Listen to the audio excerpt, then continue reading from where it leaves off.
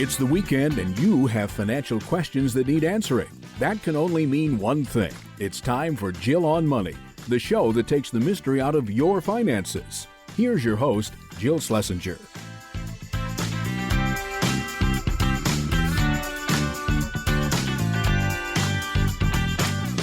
Welcome. It's the Jill on Money Show, our first show of May, and we are delighted that you are joining us. We are here trying to take the mystery out of your financial life, and if you have a financial question, all you need to do is go to our website, JillOnMoney.com, click the Contact Us button, complete the form, and let us know if you would like to join us on the air live. Mark will do everything else because when you're the best executive producer in the world, you do all that. While you're on the website, there are a number of things that I'd like to point your attention towards.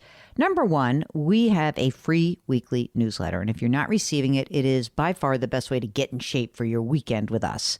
Number two, we also have an ability for you to subscribe to our brand new service. It's called Jill on Money Live. This is where you pay a flat fee of $35 and you'll have access to quarterly live webinars. $35 for the whole year. Lots of other special content is coming. Okay, so let's get started. Our first listener joining us today is Kevin, who's on the line from upstate New York. Hi, Kevin. How are you and what can we do for you? Hi, Jill. Hi, Mark. Well, I wanted to get your opinion on some retirement planning questions I'm asking myself as I look at where I'm at and really try to get an assessment from your expert standpoint in terms of how am I doing? Am I where I should be? And maybe over the next few years, what should I be thinking about maybe doing differently? Well, that's cool. So start by telling us a little bit about yourself. Okay. First, how old are you? I'm 58. Will be 59 in August. Okay. And are you single or married or partnered? What's your status?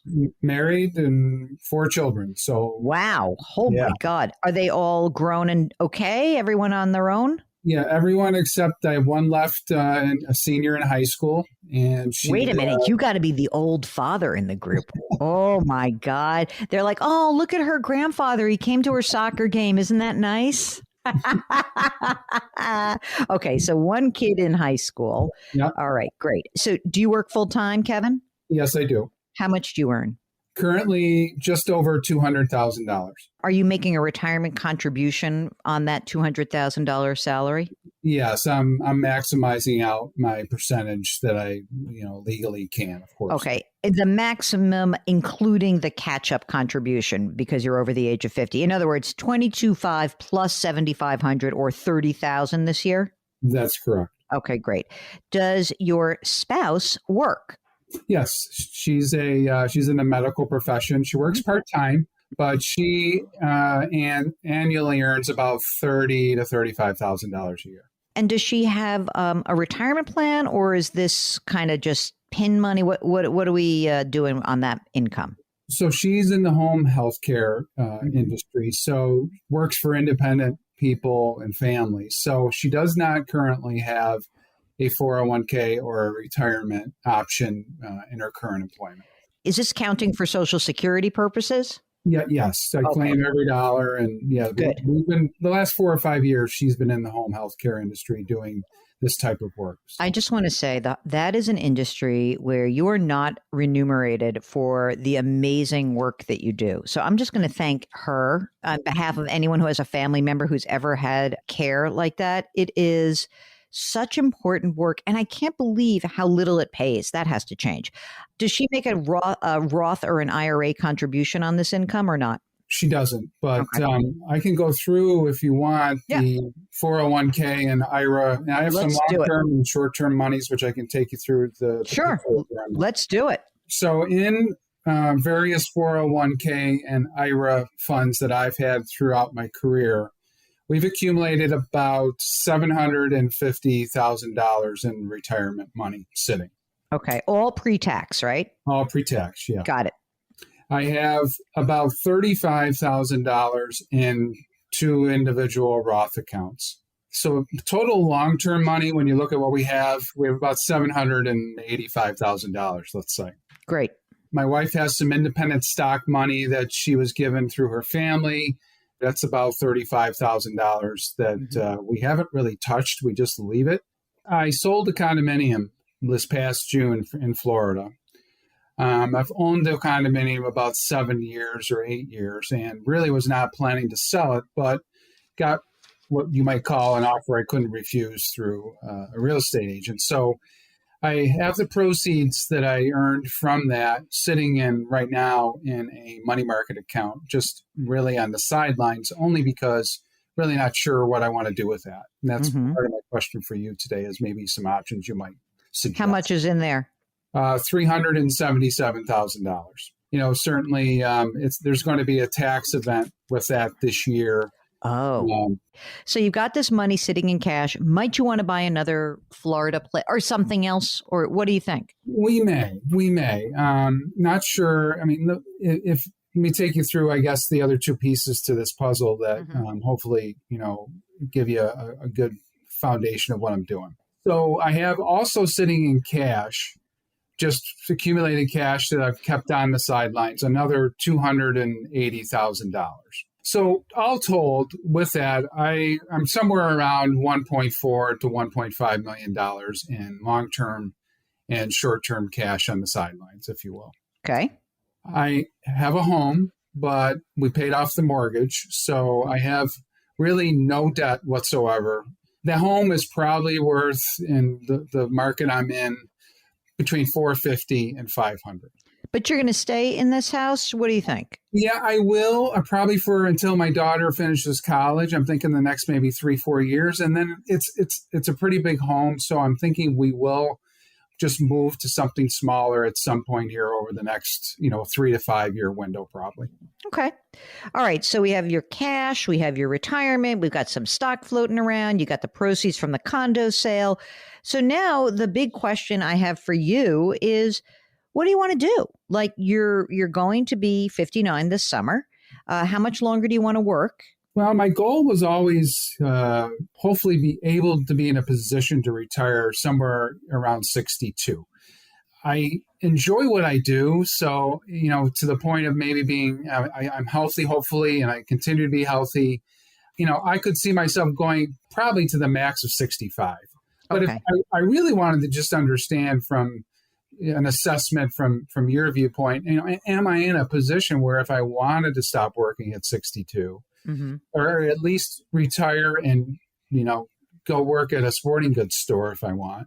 What do you figure your expenses are right now? Upwards of between $5,000 and $6,000 a month.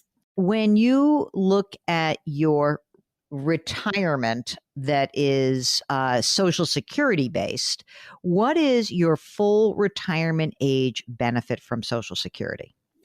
For me, I think the number last I looked earlier last year is about $2,400 a month. Your wife, I presume, would just take half of that. Is she the same age-ish, older, younger? She just turned 60. Just because she doesn't have a lot of income, I presume that it would be half of your benefit is going to be more than hers. It's somewhere near there, Jill. Right? Yeah. Okay. We'll get back to Kevin in just a minute. If you would like to join us, just go to JillOnMoney.com and click the Contact Us button. We'll be right back.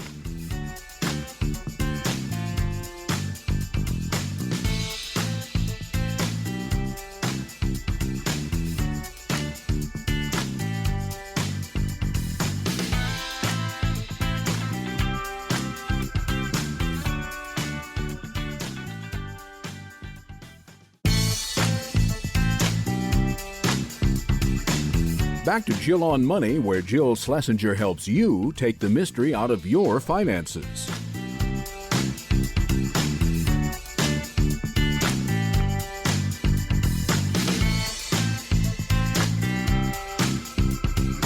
You're back. It's Jill on Money, and we're here trying to help you make better financial decisions. And if that's you and you think you need a little guidance, just go to the website JillOnMoney.com and click the Contact Us button, and we'll do all the rest. We'll either read your email on the air, or perhaps maybe that question's going to end up in a book. Well, a lot of the questions already ended up in a book. That's my book, The Great Money Reset.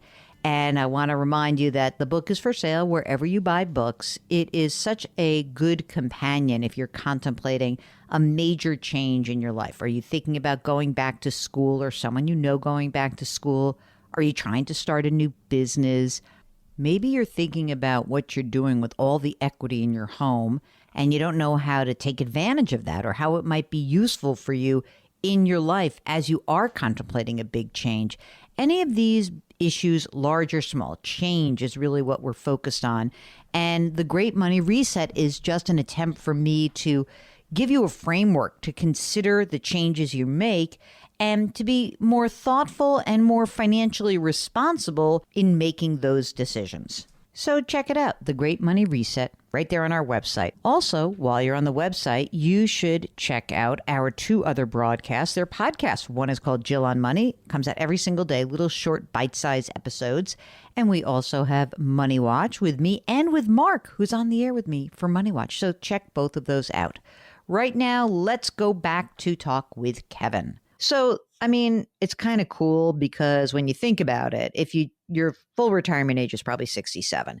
And if you look at like where you are right now, you don't spend that much money. And if you think, wow, I need, let's say $6,000 a month, what's nice to know is that, you'll have half of that about just from Social Security. And you have all this other money that can generate money. And let's pretend for a moment that you've got the 401k, the IRA. Do you want to include, I sort of feel like I'm not sure about the condo proceeds, whether we should include that or not, because you may want to buy something else, right? Yeah, I think, when we get to the point of selling the house, we probably would buy a property. I wouldn't want to, I probably don't see myself renting. So I would probably take some of those proceeds and buy something small, here in the area where we live. I think we'll probably end up being in the upstate New York area. Right. Well, let's just pretend that between your cash, the proceeds from the condo, and some of the money from the sale of your current primary residence, I'm not going to presume that all of that money is available for your retirement. I'm just not, because I think you'll spend some chunk of it, right?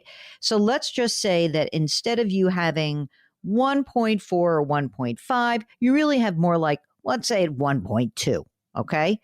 And then when you look at that, we would say a good chunk of it hasn't been taxed yet, right? So we have to factor that in. So we think like it's probably more like $1 million that you have, conservatively. Now, the good news for you is, number one, you got a few more years to work before you get to 62, right?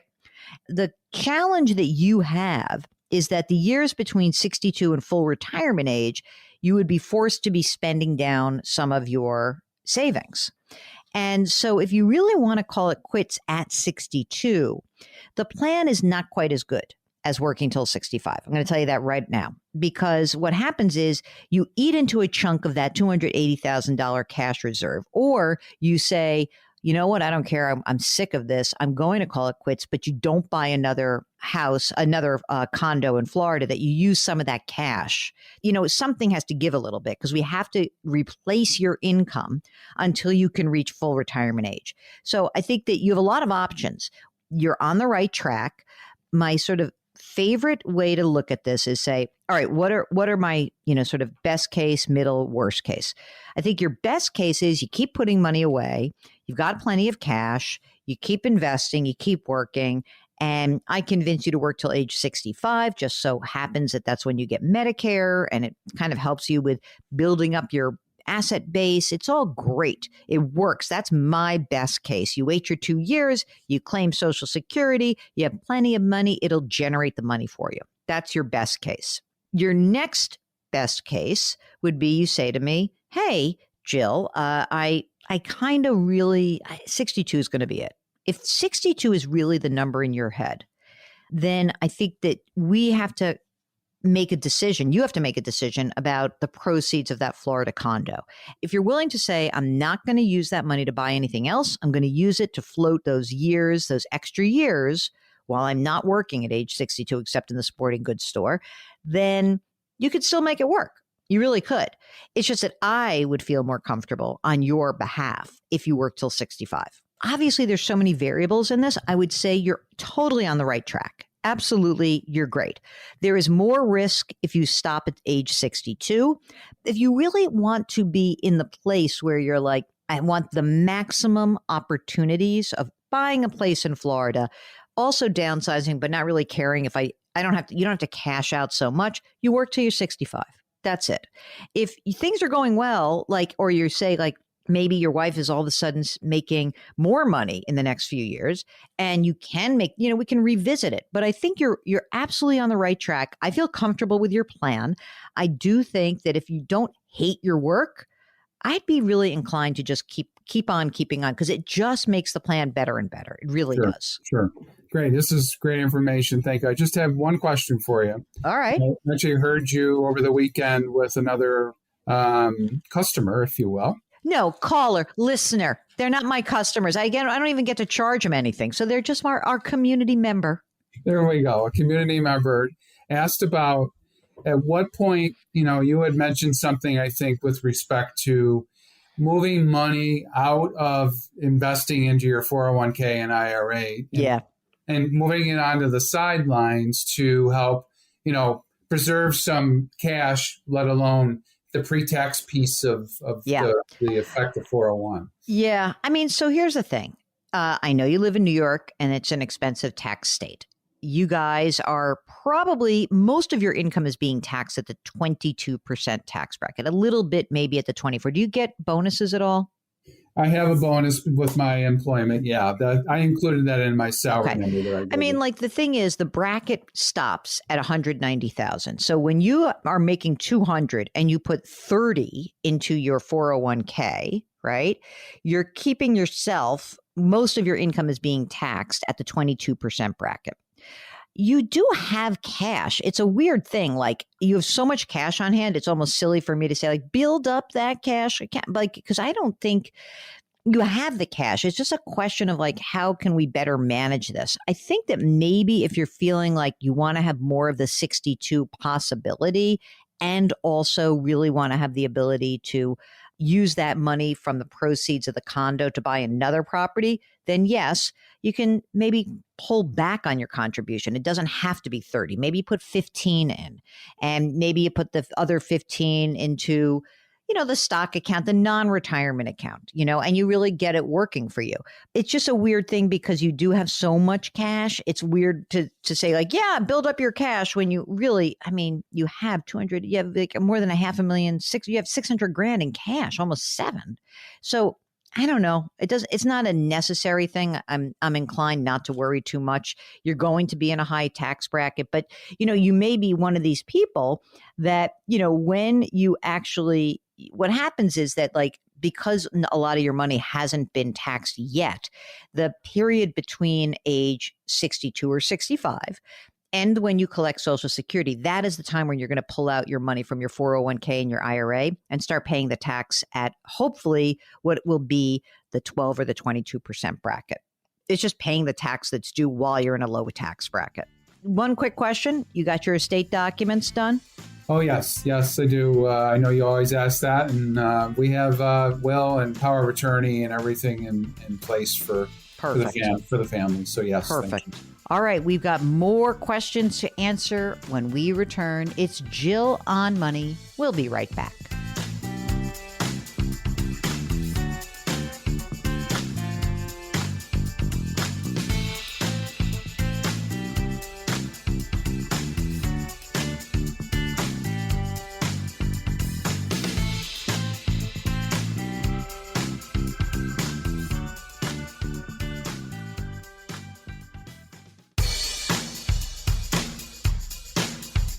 Do I invest here? Should I put my money there? Jill Schlesinger can help you. Back to Jill on Money.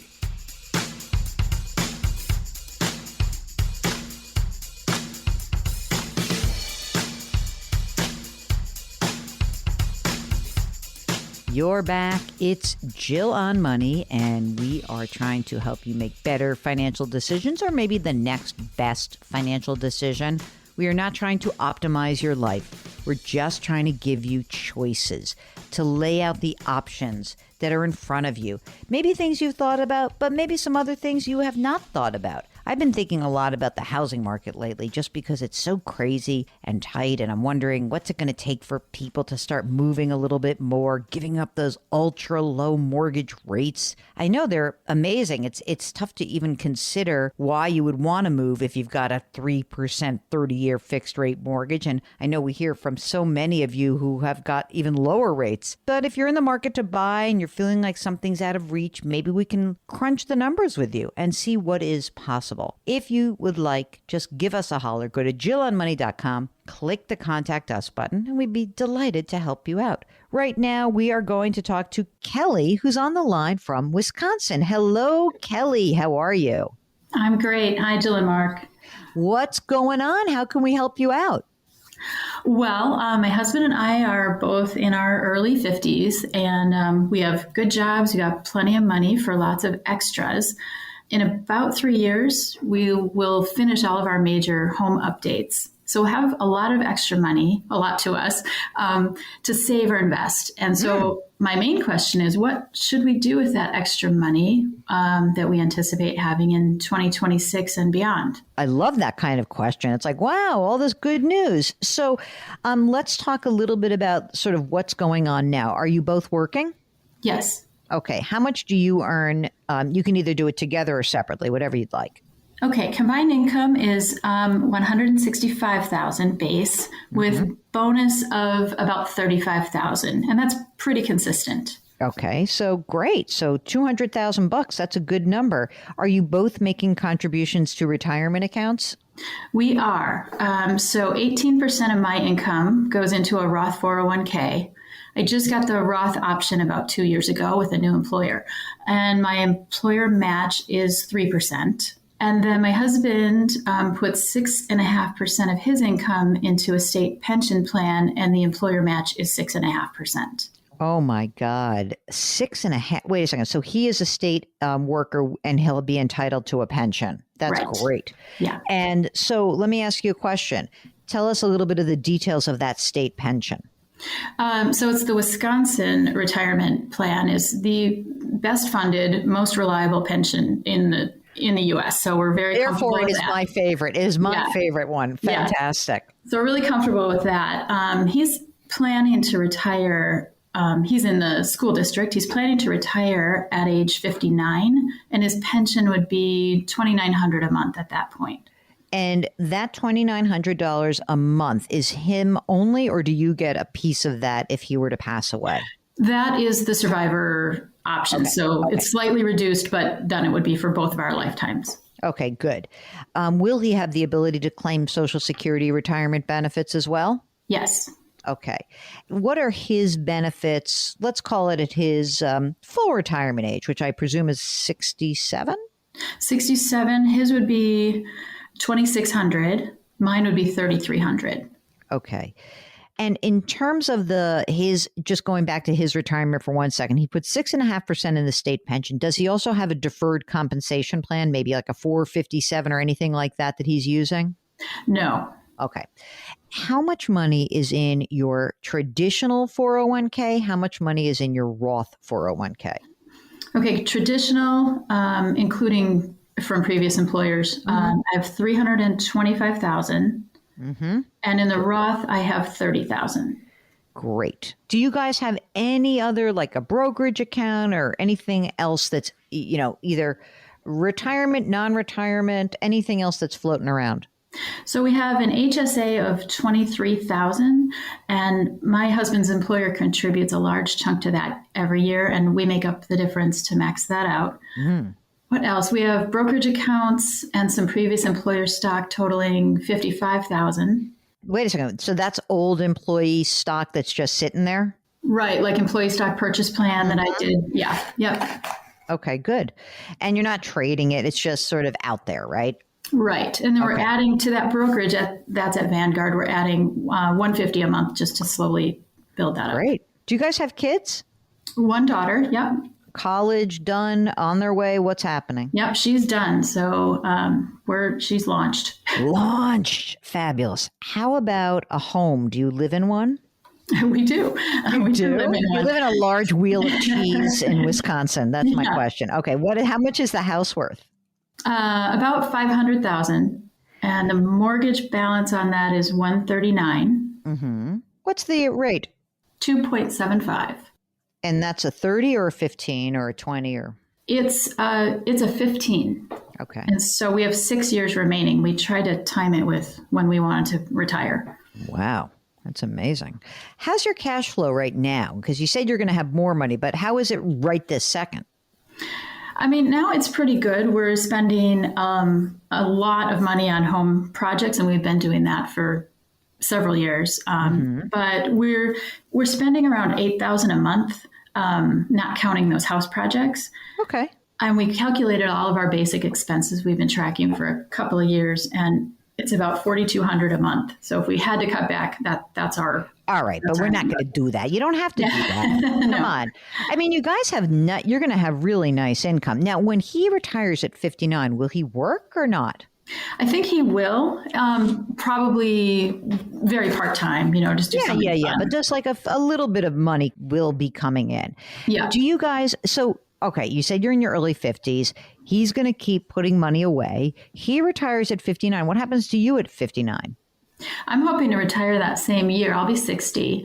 And I've always done a little freelancing on the side. So I'm planning to just do that, but retire from full-time. Okay. So at that time, we have to get you from 60 to 67, right? That's our key. We'll get back to Kelly in just a minute. If you've got a financial question, go to JillOnMoney.com, click the Contact Us button, and we'll get your note. Don't forget to let us know if you'd like to come on the air live. Jill on Money. We'll be right back.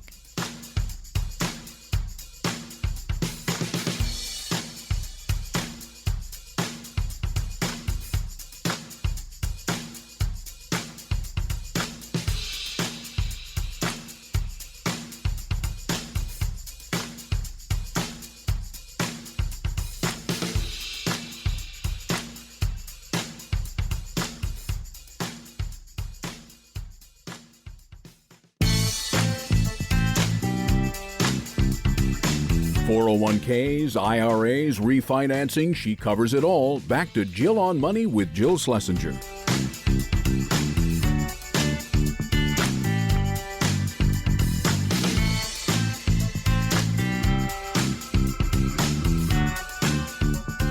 Welcome back. It's the Jill on Money Show, the program that takes the mystery out of your financial life. If you have a financial question, if you are contemplating a big change in your life, we would love to help you out. Just go to our website, JillOnMoney.com, click the Contact Us button, write down your message, and we'll get it. If you would like to join us on the air live, then just check the box at the end of the form. Isn't that easy? I'm so glad you think so. Right now, let's get back to Kelly from Wisconsin. You'll have $2,900 a month, but will you be willing to both work part-time to make up the difference between what you need, right, and what you have coming in, right? So even if it's, I don't say maybe it's not $8,000 a month, but maybe it's $6,000 a month.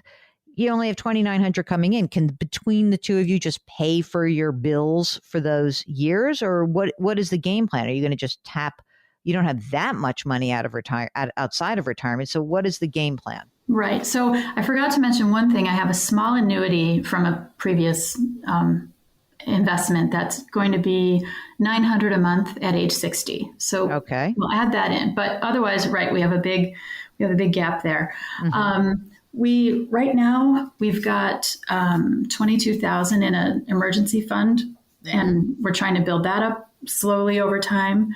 And I guess that's the question: is can we, from 2026 on, can we stash enough money to fund that gap? We will definitely work a little, but we don't want to work a lot. So okay, so if we said let's do some math here, though. So you'll have $3,800 a month coming in. It's taxable, so this is not net. So there's $3,800 a month. Do you think we could get $2,000 a month between the two of you? Oh, easily, yes. Okay, so let's just say $2,000 a month. I'm not going to force you to do more, right?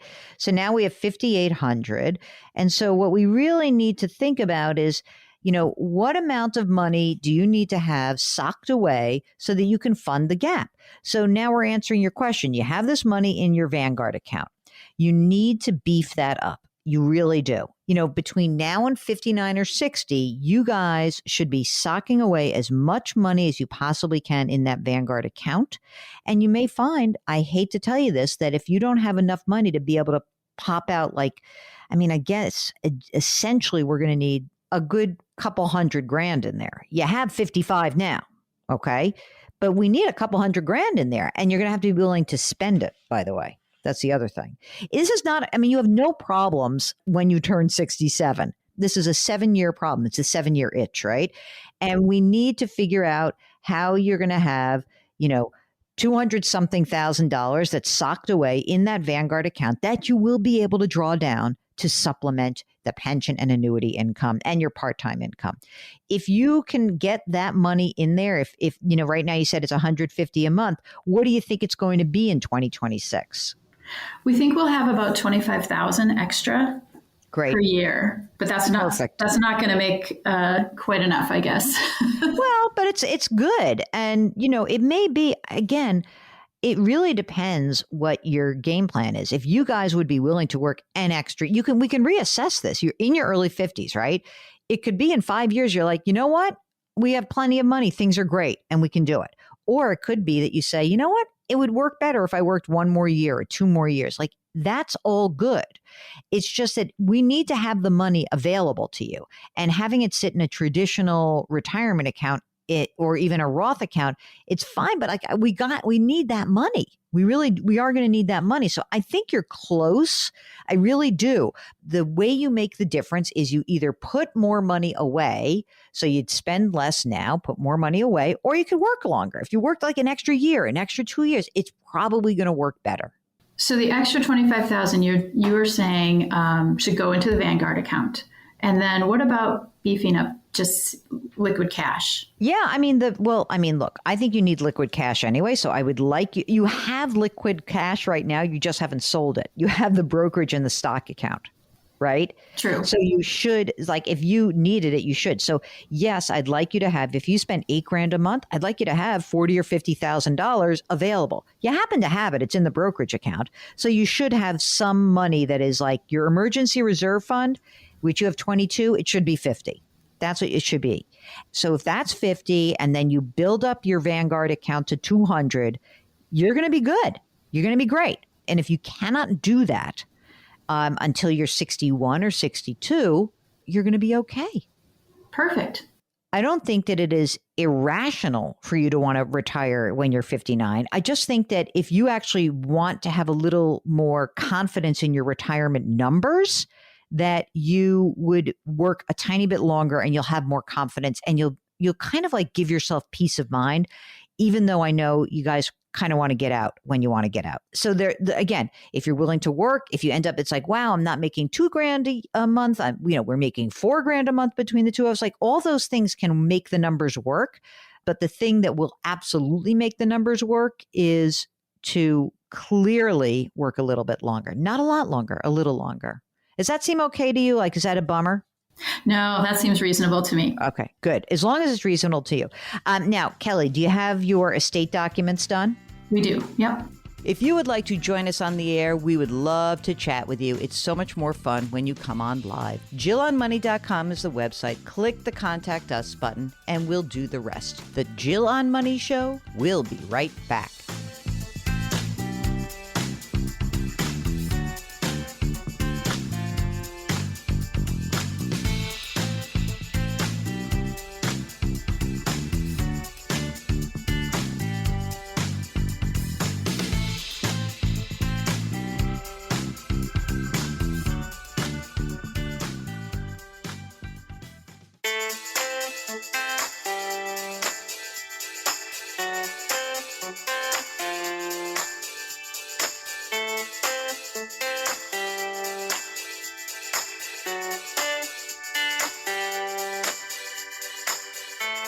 You're back. It's Jill on Money. Before we clean up for the hour, let's do an email, because we like to do that from time to time, and it also gets rid of our inbox, or at least reduces it a bit.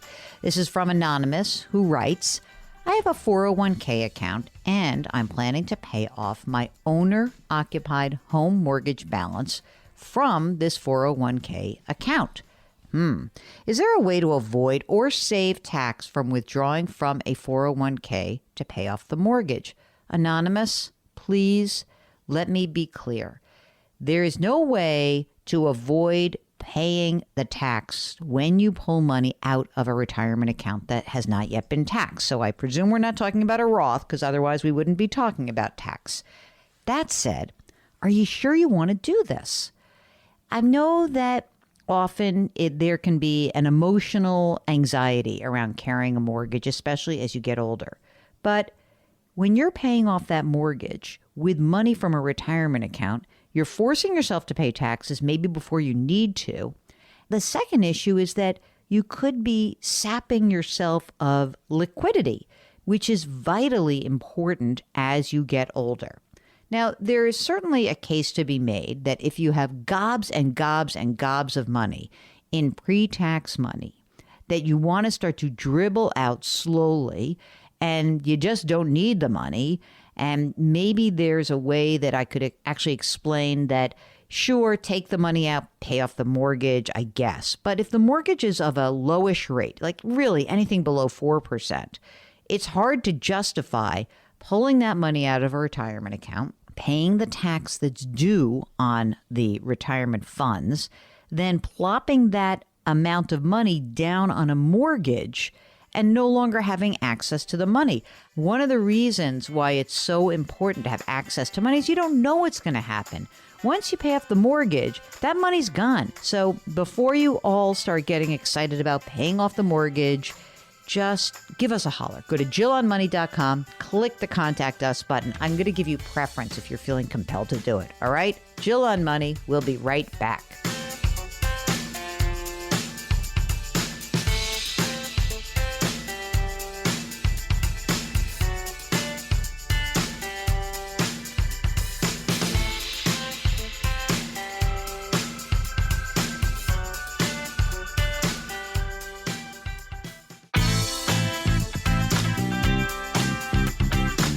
It's the weekend, and that can only mean one thing. You're listening to Jill on Money, the show that takes the mystery out of your finances. Here's your host, Jill Schlesinger.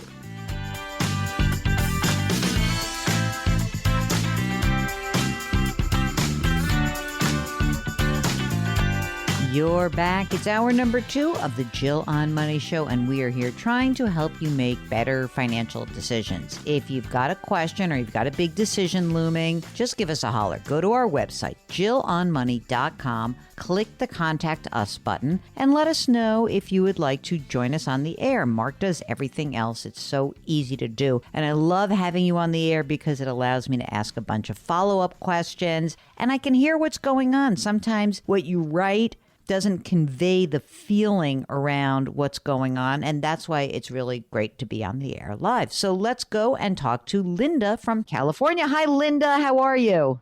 I'm great. Good to be here with you. Well, tell us what's going on. How can we help you out? Yes, so I am planning on retiring in little over a year. Okay. And as a good student, I've been trying to learn everything I can and prepare so I can actually do this. And I get a little bit of information and I start saying, okay, I'm going to do that. And then I start, wait a minute, is that really what I should be doing?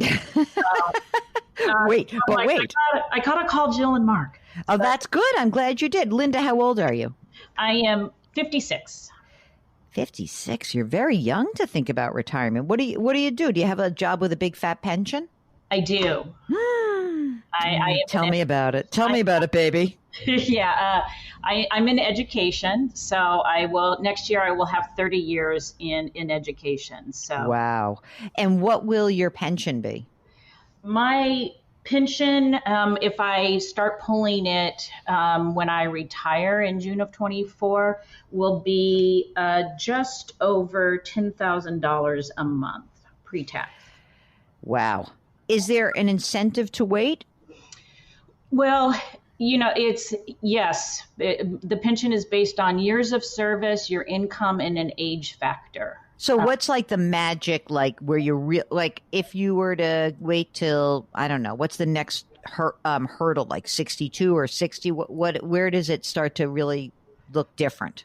Well, it goes up every year between now and 62 if I waited. And so that is really one of my questions that I'm struggling with is, so if I wait one more year, just on the age factor, my pension would go up just over $8,000 for the year. Oh my God. Oh, wait a minute. So if you're telling me you retire next year, right? But you wait and pull the trigger instead of pulling this at June 2024, that you wait until June of 25.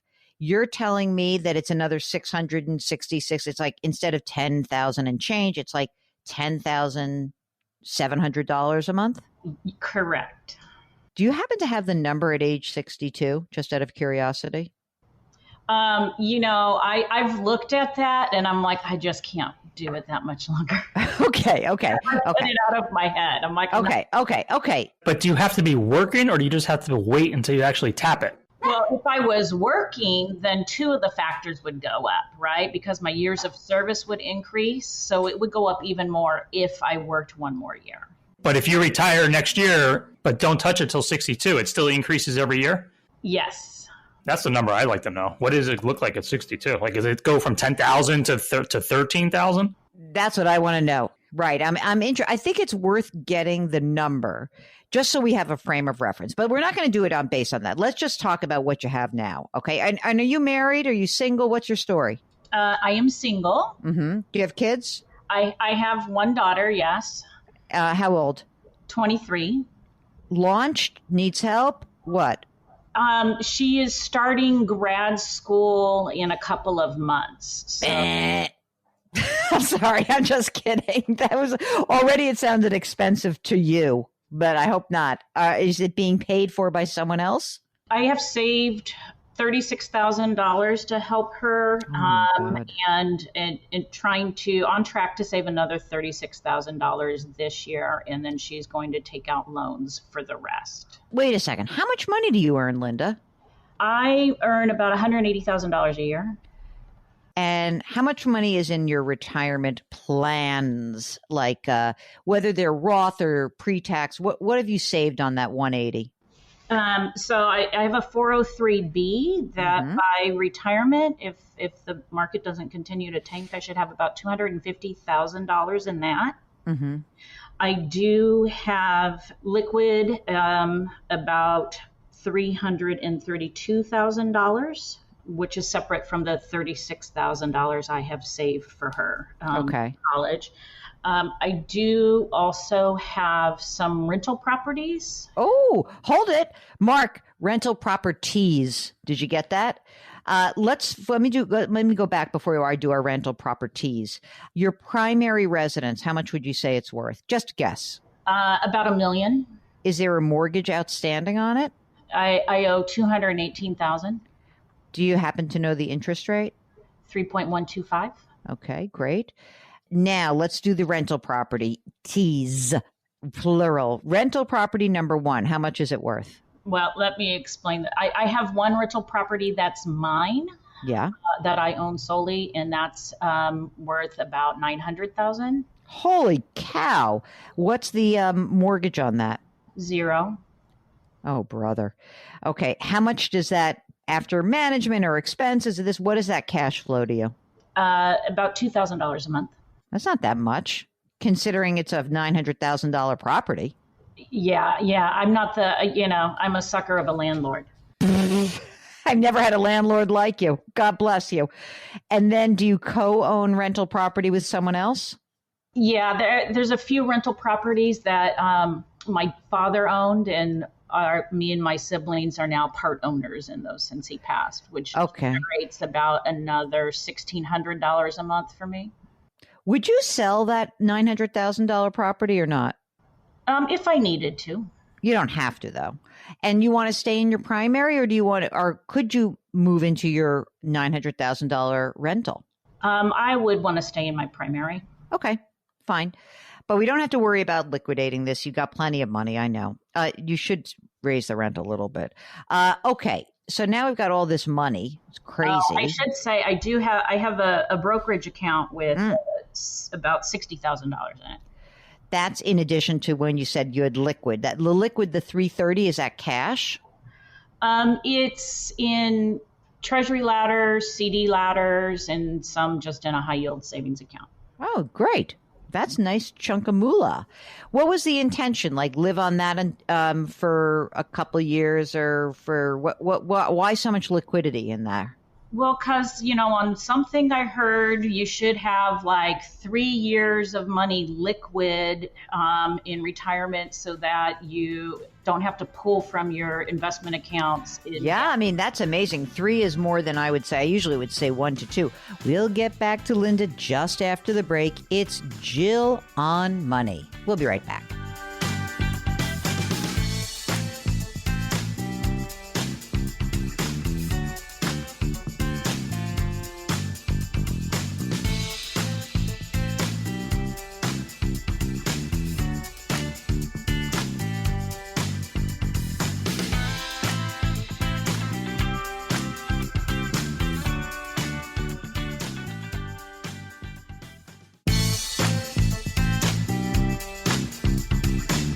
Back to Jill on Money, where Jill Schlesinger helps you take the mystery out of your finances.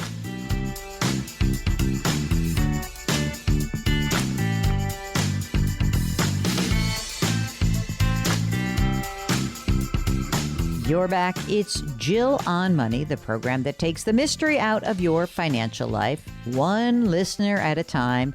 The way you get in touch with us is just to go to our website, JillOnMoney.com, and you click the Contact Us button. You complete the form. We'll get your email. If you want to come on the show, you click the box. We do everything else. And that's how we roll here. While you're on the website, we've got loads of content. I put all of my thoughts together through a blog, and often that's how I formulate what I'm going to talk about on television. There are the TV clips themselves. You can listen to our 2 other shows, our 2 other podcasts, and there's a resources section. You can also buy my book, The Great Money Reset. So many of our conversations help to inspire this book. It's really a book about how to navigate change responsibly and the things that you might be thinking about, or maybe the things you're not thinking about. Just think it as the guardrails to your high-speed lane changes, or maybe your lower-speed ones. We want you to do it responsibly. Everything is there at the JillOnMoney.com website. You can also subscribe to our brand new service. It's called Jill on Money Live. This is a fixed fee that we have. I mean, you can do it 1 quarter at a time, but for $35, you can have access to quarterly live webinars. Our first one was with Ed Slott. It was fantastic. So if you join now for $35 for the next 12 months, you can go behind the paywall. You will be able to join us on the live webinars going forward. You will also be able to watch the Ed Slott episode, which was amazing. Okay, Jill on Money Live. Check it out. Right now, let's get back to Linda. What do you suspect is your real spend per year? Because, I mean, if you were to retire, we're talking about you're going to work 1 full year and then retire June 2024, right? You'll have health care? I will. Oh, that's so good. Okay. Now, at that point, how much money do you need to live on? I'm estimating $124,000 a year. Well, you're done. You're all set. You have 10 grand a month. Worst case scenario, if we can't convince you to work a little bit more, 10 grand a month from the pension. You got 2 grand a month from your rental, $1,600 a month from the other rentals. So, it seems to me that you got $13,000, $13,600 a month pre-tax. That should kind of get you there, no? I think so. But so here's my question that I'm thinking about, right? Because in listening to you guys, I've learned about IRMA and trying to manage my taxes. So prior to learning that, I was thinking, the $250,000 I have in my 403B is like bonus money. I don't need it. And then, starting to recognize required minimum distributions. And when that hits, like... Yeah, but that's not until you're 75. I know. But then I thought, well, wait a minute. Would it be smarter? First, I was thinking, I'll start converting that to a Roth 403B when I retire, or retirement account, whatever you call it. But then I was like, okay, taxes are changing. How do I make this all work? And am I going to put myself in a higher tax bracket? And then I thought, well, would it be smarter to delay my pension for a year and my first year of retirement, pull from my 403B, and then get that extra $600 and some a month by waiting a year? Yes. There you go. I knew Mark was about to jump in there, so I'm not even looking at him. I just sort of sat back in my chair and said, here he goes. And maybe do it 2 years. Yeah, right. Exactly. There's a possibility here that you could, I don't know what these numbers are, but you could empty out the 403B, pay the tax that's due each of the next 2 years, use that money to live on, be done. You don't even have you're done with your required minimum distributions. Fantastic. By the way, don't be putting you don't even need to worry about putting money into the 403B at this point for the next year. You work for another year, 24, right? And it's June of 24. You don't really want to do this in the year 2024 because you're still making a lot of money. You could pull some money out, not a lot in the year of 2024. I would not take that pension probably till 26, and I would empty out the 403B. So I have been paying an extra $1,000 a month on my mortgage. Stop doing that immediately. I will tell you, last month I didn't. From listening to you, it was my first time. I'm like, okay, I'm not going to pay extra this month. Listen, I want to tell you something. First of all, you're awash in assets. And right now, just keep your money on hand. I don't even know. How much longer do you have on the 3 1/8 mortgage right now? I have 9 years left. Okay, calm down, please. You know what? I want to tell you something. I'm in the exact same place as you. I have I have a couple $100,000 left on a mortgage. And I know that you're like, I just want to pay it off. Just resist that. Resist that urge. I really think that your idea, you actually are so smart because essentially by the time you get to Medicare, because you're going to have your health insurance, you're very lucky, right? Then once you switch to Medicare, we want you to make sure that there's not as much income. So fine. And if we need to make income disappear, by the way, that rental income counts. It does count towards IRMAA. I'm not saying it's the worst thing in the world, but I bet you're in a pretty high tax bracket right now because you have your 180, you have the money from your rental, and then you have the other rentals. So you must be in 32%. Is that right? Yeah. And you're California. So, I think that it would be great to pop yourself down into the 24%. Is there some reason to keep the rental for your daughter? It's my father bought properties, fixed them up, and then rented them out. So it's just the mindset that I was raised with. When you buy property, you hold on to it. So yeah, that's the only reason. I don't know. Mark, what do you think? It sounds like she's going to keep the rental properties, which whatever. There's not a lot of issues here. I would reduce that retirement account. It's a win-win. You reduce or eliminate your RMDs and your pension benefit continues to grow. Yeah, you're like the opposite of Silicon Valley Bank. You have both sides of your balance sheet moving in the correct direction, as opposed to Silicon Valley Bank, which had them moving in the wrong direction. So instead of a asset mismatch, you are perfectly asset matched, meaning your assets are rising and your liabilities will go down. And the liability is your tax liability, and that's a real liability. It's just not that much, and it's so awesome. The longer you can delay, the better you're going to be for this pension, but you can float this. I actually think that we're talking about 26, but I don't know. We'll see before the pension fires up. And then anything you want, if you want to help your daughter pay for this, you can afford to do that. You really can. Increase that rent by at least $1,000. Oh my God. I can only imagine. Is it a house or is there units in the house? No, it's a house, and I am increasing it. There are, rules in our county about how much you can increase a rent each year. So. Right. I've been so nice for the last 10 years, and now it's going to bite me in the ass because I can't actually raise my rent because it's over a certain percentage. You are penalized for being a nice landlady. If you sold that house for $900,000 and invested it and got, just say 6% a year, yeah, it's $4,500 a month. So you're definitely undercharging. Yeah. Even if we said 5%, 4%, it's just that you are in a big market where I know the asset values have gone up quite a lot. All right. You're in great shape. Fantastic. I love this game plan. Do you have your estate documents done? I do, but I need to update them. I did them about 10 years ago. Yeah, when your daughter was like 13 years old and you're like, okay, who's going to take care of her? So now if she got all of your money in one fell swoop, would that be okay? Could she manage it? Yeah, I think she could. She's a pretty amazing young lady. Okay. All right. Well, make sure you educate her about this because she is the heiress and that, she knows what she's doing. So you're in amazing shape. I love this. Mark, all I want to know is what is the pension benefit if she retires next year? This is your homework. Okay. You're in great shape. This is just for fun, but let us know. So Linda, if you said I retire in June of 24, and I do not work, I want to know what is the pension benefit in 5 years, in 2029 when you're 62. I would love to know what that max out number is. I will tell you what it is. I'll do it as soon as we're off this call. Okay, great. You're listening to Jill on Money. We'll be right back.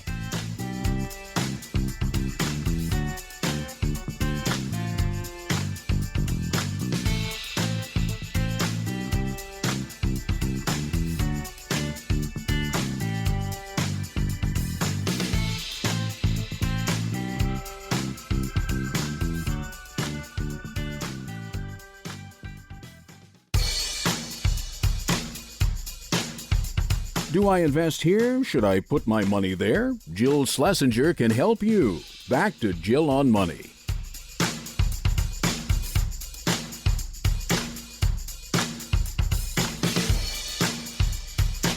You're back. It's Jill on Money, and we are here trying to answer your financial questions. I was recently talking to a friend of mine at work who was asking about putting some extra money into an excess retirement account. And we had this really fascinating conversation about, how she has been schooled her whole life, her financial planning life, her personal finance life, about putting money away. And she goes, it feels like all the rules have changed because I thought I was supposed to do everything that was pre-tax. And now I listen to your show and I hear that maybe it shouldn't all be pre-tax. And a lot of this has to do with really the change in tax rates. I know we've talked about this before. It sort of feels like it got lost a little bit during the pandemic, that people forget that marginal tax rates are actually quite low, meaning that, you can earn a lot of money and your top marginal bracket is still 24%. Like if you're married filing jointly, that goes all the way up to $364,000. If you're single, it goes up to $182,000. And that's a lot of money in many parts of the world. And it's certainly a lot of money in many parts of the country. The question really is if you're being taxed at the highest bracket of 24% on your income, then might it make more sense to use a Roth option where you're already paying the taxes and putting the money away for retirement? The theory being that we don't know where tax rates are going. The guess is that they're probably going higher from here, not necessarily lower from here. And that might encourage you to consider a Roth option when it comes to retirement. Just check it out. And of course, if you have a question about this, get in touch with us. Go to JillOnMoney.com, click the Contact Us button, and let us know if you have a question about which you should be using or how you can manage your tax liability as you approach retirement. Right now, let's talk to Hugh, who's on the line from Chicago. Hello, Hugh. How are you, and what can we do for you? Hey, Jill, I'm doing pretty good. So the reason that I reached out to you guys is my wife and I got married just about 6 months ago, and we're starting to think about starting a family.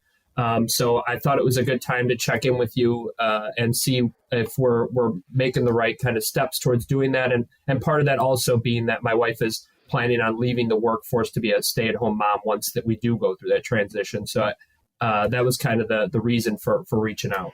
6 months married and you're ready to take the plunge. I love that. How old are you, Hugh? I'm 31. And how old is she? She's 33. Okay. And I'm hoping that you're going to tell me that you make piles and piles of money so that she can easily step aside out of the workforce for this period of time. So how many piles do you have? What are you earning these days? So right now, my gross yearly income is 115, but I just found out that I'm getting a pretty sizable bump this year for my merit increase, and I'm going to be at 140 in April. Whoa, that's a big change.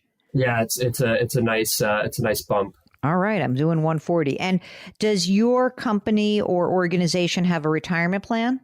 Yeah, we have a 401k. And are you contributing the maximum to that? Yeah, to get the full match. I think our match is about 3%. So when you say I'm asking you the maximum, you're telling me you put in 3% or 6%? That's a good question. I probably put in more than what the match is. I just make sure that I at least clear whatever I need to get the full match. Usually, the reason why I ask that is in many organizations, the 401k match it's a weird calculation. It's usually like we'll match 50 cents on the dollar up to 6%. That's like a very common way. I want you to check that out to see I want to see how much you're putting in there. How much is in the actual 401k right now? So right now, my balance to date is about 36K. Okay, got it.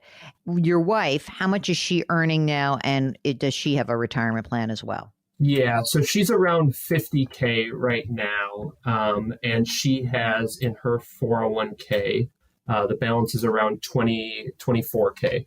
Okay, good. Where do you guys live? Do you rent? Do you own? What's your situation? Yeah, so we own a house on the south side of Chicago. And how much do you figure it's worth? It's been all over the place the past couple years, but I would say somewhere around 250. Do you have a mortgage on it? Yes. How much is the outstanding amount? We currently owe 145 on it. Oh, that's good. And what's the interest rate on that? It's sub 3%. I think it's like 2 3/4. Wow. That's great. 30-year? No, we refinanced into a 20-year about a year or two ago. How is your cash flow based on the combined income right now? Like, do you have any other debt? Are there student loans? Are there car loans? What else is going on in your life? We don't have any debt outside of the house. So for the most part, any additional cash we have right now is going either into savings or into my Roth. I think those are really the primary places. Tell me how much when you said the 401k, that's separate than your Roth, right? Correct, yes. How much is in your Roth? Currently, I have about 9,000 in my Roth. And what about your wife? Does she also have a Roth? She does. We just opened it. There isn't really anything in there yet. I just essentially opened it so that she has that initial date for when she started contributing. Perfect. How much do you guys have in savings right now? So I have in my savings account, I have about 13K, and then I also have about 10K in I bonds that I kind of include as part of that savings. Great. And what about your wife? She has about $5,000 in savings right now. Okay. So what do you figure you need to live on? Like when you look at your expense, one of the things that's so hard about having a kid is that, you're going to lose this income. But, maybe some of your expenses are going to go up. Maybe not. Mark says the first couple of years are not as bad. But what do you think you're spending right now, just the two of you? That's a good question. So I would say monthly between controllable and uncontrollable expenses, I would say about $4,000 a month. I wrote 4 to 5. That was so good of me. What I wrote down 4 to 5 was my guess. So we know we're going to lose your wife's income eventually. Not yet, right? Yes. Yeah. I assume she'll go on maternity, and then once maternity runs out, she'll just leave. Okay. We'll get back to Hugh in just a minute. If you've got a financial question, all you need to do is go to JillOnMoney.com, click the Contact Us button, and we'll help you out. Jill on Money will be right back.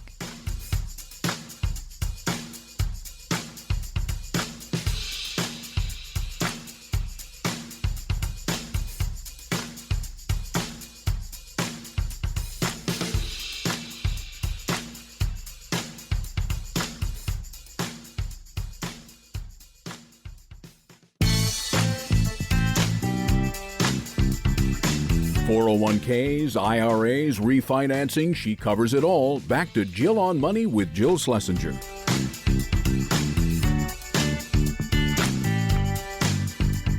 You're back. It's Jill on Money, the program that takes the mystery out of your financial life. And we do that by answering your questions. If you have one, just go to JillOnMoney.com, click the Contact Us button. We'll get your note. If you're shy, we can just end the whole thing right there. But if you'd like to join us live on the program, just check the box that says you want to join us live, and Mark does everything else. It's that easy. But again, if you're shy, just send the note. We'll get it. We'll answer it on the air.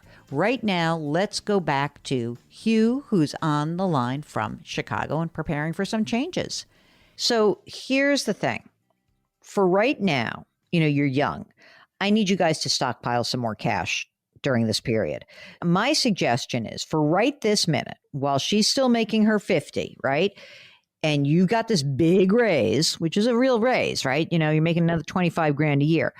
I think you should put in up to the match for both of you, whatever that match is. And let's get really clear about that, Hugh. And if it's 6%, if it's 3%, whatever it is, I want up to the match. You both have up to the match.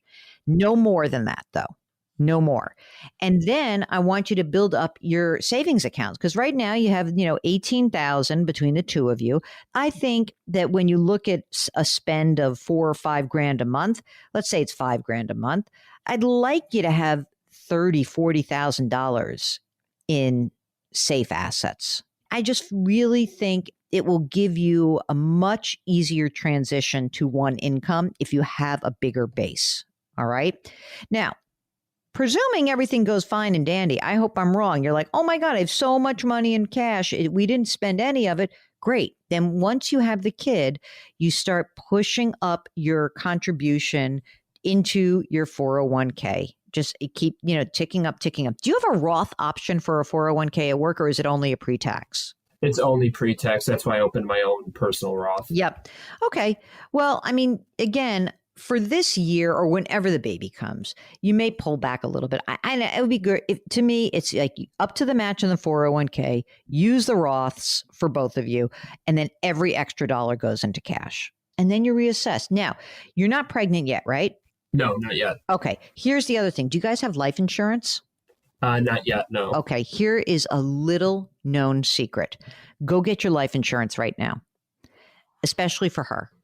Once you are pregnant, it is possible that you get rated, meaning that they say, oh, things happen when you get pregnant. You get this, you get that. So go get yourselves online. You can go to Policy Genius or Haven Life. Go get yourselves, I'm going to say $1 million of term life insurance, at least for you. And let's do it for her. It'll be cheap. You're both healthy? Yeah. All right. Go get $1 million of coverage for, 20-year term. You're going to have more than one kid, you think? I hope so. I have a little convincing to do on that front. Oh, boy. It's very bad to bring up number two when one is not there yet, right? Sure. Yeah. Okay. So let's get $1 million of term life insurance for each of you. 20 years, fine. Other than that, it is probably worth, maybe not this second, but you're going to want to get your estate documents done. It's not a bad idea to do it right now anyway, just to get something called like a sweetheart will. I leave you everything, you leave me everything, just to have that straight up and done. And then a healthcare proxy and a power of attorney. And when the baby comes, then you have to start talking about guardianship, and that's when the fights start. But I think you'll be okay. Okay. I think you'll be okay. What other questions can we, do you want to name your child? If it's a girl, Jill, and if it's a boy, Mark? I would be fine with that. I think I'd have to run that by my wife, though. I guess so. What else is going on? Anything else that we can help you with? So I had a couple questions for the Roth. And so since we're married filing jointly now, are we both able to contribute the max? You're under the Roth limit. So the Roth IRA phase out is $218,000. So even if you're making $140, you didn't make $140 for the whole year, plus her $50, that puts you under the limit. So the married filing jointly limit for the Roth starts at $218. And that means that you can each put away $6,500. Okay. I that was the one thing I was confused about. When I kept looking out there, it seemed like it was $6,500 for both of us, or we could both do $6,500? Okay. Each. That's definitely awesome. Each. All right. What else? Roth. What else? The other thing, I also have an HSA that I max out yearly right now, but we are spending out of that. And I just wanted to kind of see if it was still a good idea to continue with the HSA as we're trying to have kids. If medical expense wise, if it still made sense, it's a high deductible plan. I like the HSA. Mark, what do you think? Is there drilling going on? I think they should still use the HSA. Yeah, when he says max it out, he's maxing it out as a family or individual? As a family. I think that's a good idea. You're gonna need that care, but don't invest it. Don't be too crazy. But I think you should be fine. Okay, so just leave it in cash. Yeah, because you're using it. Yeah, that's true. Okay. I mean, once you get beyond the period where you're dipping into it on a regular basis, then you can start investing it. Okay. Yeah, but not this second, because the baby's going to come. There's expenses. I feel like that's something that for right now, especially, let's leave it in cash for sure. Okay, that makes sense. Sound good? Yep. So I'm maxing out that. I'm maxing out a Roth. I'm scheduled to have her max out her Roth this year. The only other piece is I have a brokerage account as well. That's just kind of fun money that I've been. How much money's in there? About $8,000 in there right now. Yeah, don't put any more money in there. So for now, you can have fun with that $8,000, but any other money goes into savings until the baby comes. If you've got some changes in your life, well, number one, you should buy the book, The Great Money Reset. Number two, you should give us a holler. JillOnMoney.com is the website. Click the Contact Us button. We'll be right back.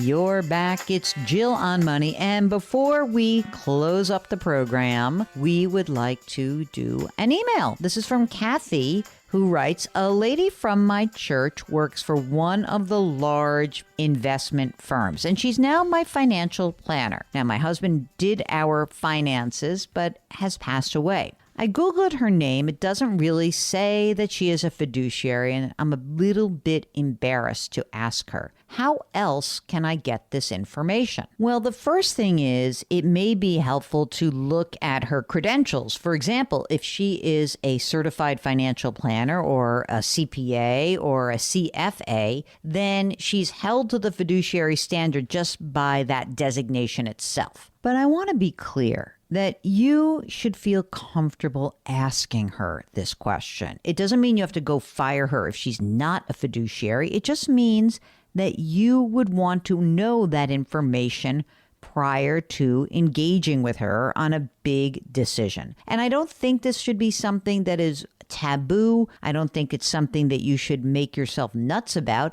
But I do think that if you are paying somebody money, you should understand whether or not that person is acting in your best interest at all times. I've actually often wondered whether it would be a great idea for the industry itself to just have like a fiduciary database, but it doesn't exist. So ask. You're entitled. Please don't worry about it. All right. If you have a financial question, if you're wondering whether or not the person with whom you work is a fiduciary, just ask them. And if you've got other questions to ask a person that's handling your money, go to our resources section and look at the questions you should ask before you hire a financial professional. Check out all the other great stuff on the website. The book is there, The Great Money Reset. Our new service, Jill on Money Live, is there, subscription service, so much stuff. Our music is composed by Joel Goodman. Karen Kranick is our web queen. Mark Talercio is our executive producer. Try to lift someone up today. Change your work, change your wealth, change your life. Thanks for listening. We'll talk to you next week.